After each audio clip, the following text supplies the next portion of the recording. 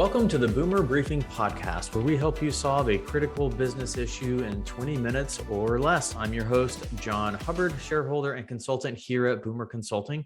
And with me today is Gary Boomer. Hi, Gary. Thank you for being on this episode of the podcast. Hi, John. Great to be here. All right. As many of you know, Gary is our founder, and we also sometimes call him the Chief Connector. And that title that we give him really is setting up this topic well. And the topic for our episode today is leading and collaborating across all levels, or maybe we could say connecting the dots at all levels. So Gary, to kind of start you off here, why is it important for firms to have leadership and collaboration across all levels of the firm? Well, John, this is a great topic. And as you know, I have a great interest in technology. And I think technology ties right into this, in that many in our profession think that the C-level or service line leaders are really where leadership is located. But I've seen an extension of that over the past 10 years and really see it going into this decade. And it's becoming much more important than it was. But let me first tie this to technology. And I'm just going to mention a few, like cloud computing. You've heard of that. Artificial intelligence, robotics, the blockchain, which is really the revolution of money, digital wallets, mobile connectivity. And we can go on beyond that, even into our lifestyles and extension of those lifestyles. The 3D battery or 3D printing, battery technology, the genome sequencing and editing, and lifelong therapies that people are experiencing today. And it's highly likely that most of our participants today will live to be over 100 years of age. Now, that may be kind of news to some, and many people think of a 100-year-old in a wheelchair drooling. This is an age that would be real productive and a lifestyle that you would like to live. And so I set that stage because it's very important that we understand what's coming as we develop leadership throughout the firm, and leaders have vision. And so I'm going to just relate back to 1982, which was a long time ago, almost 40 years ago. I read a book called Megatrends by John Nesbitt, and I bought an IBM PC in 1982 for about $6,500.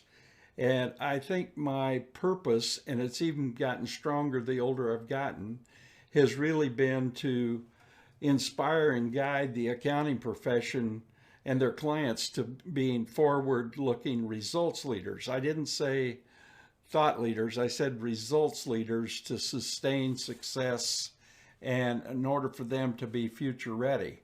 So that's the background for this. And I think the thing I would start off with are what's some tips that have been able to get myself and others to this point. And tip number one, I would say, be involved in a community. And I'd like your thoughts on that, of how important that's going to be for our leaders of the future. Yeah, absolutely. You know, when we think about even using that phrase, connecting the dots, as you think about increasing your skills in leadership, collaboration, having individuals in a firm working with one another, we see that there's a huge benefit to being able to practice that by joining a peer group, joining a group of peers that are in similar situations as you are, similar roles, maybe have similar goals, and learning from them, sitting across the table and having those conversations about, hey, what's working in your firm? What are some challenges happening in your firm? Here's what's working in mine. Here are some challenges. And kind of having that mind share is something we've seen to help people experience what I think we would say exponential results.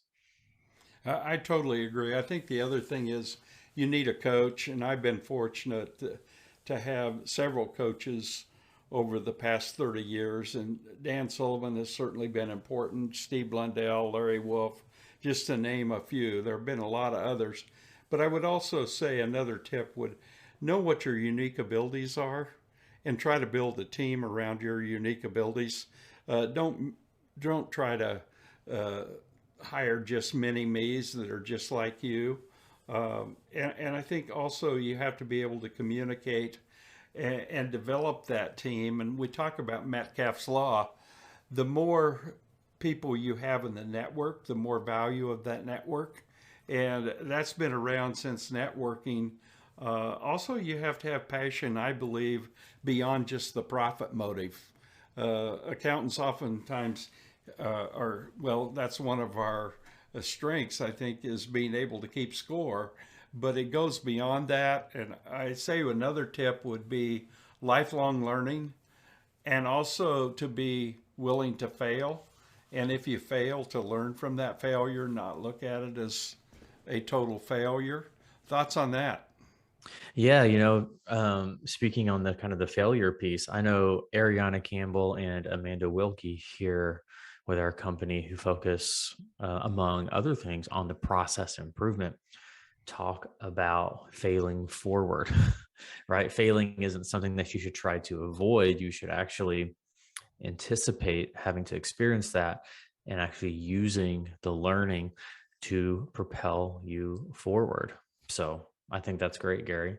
You know, as you think about maybe other tips or maybe even some results, some positive results you've seen firms have from kind of leading and collaborating at all levels. Well, I'll start with probably the challenges. The challenges takes hard work. This this isn't something that just happens overnight for most people, and you are going to have to work hard. And you're also going to have balance. And that balance, I know we stress a lot, free days and focus days, and even now have a sabbatical program. I think it's very important that you have engaged employees. Also, leaders are capable of connecting the dots and also providing resources to those employees. It's not the rugged individualist, it's the unique ability team. I think also that one of the factors or results are look at the metrics. Are the metrics you're using today for the old world or the status quo? Or are they for the exponential future world? And many of those metrics that we've used in the accounting profession are no longer as relevant as they once were. And also, you have to have a culture of innovation. And that's where the failure comes in. You learn by failing, but you want to fail quickly. And that's why we've developed this air traffic control system internally. And I think now some other firms and other organizations are looking at that to really manage the innovation.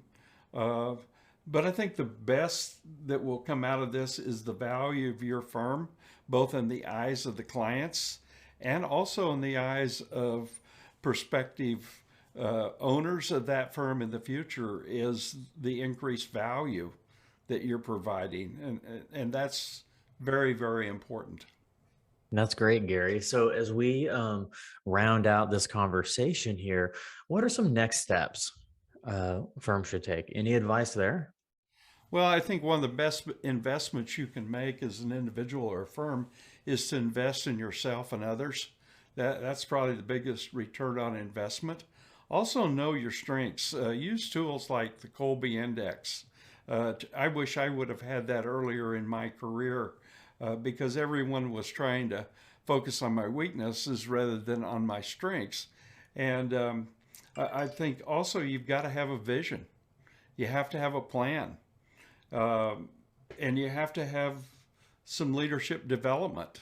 So there are places to get this leadership development, and it's not just for the partners in the firm, it's for everyone.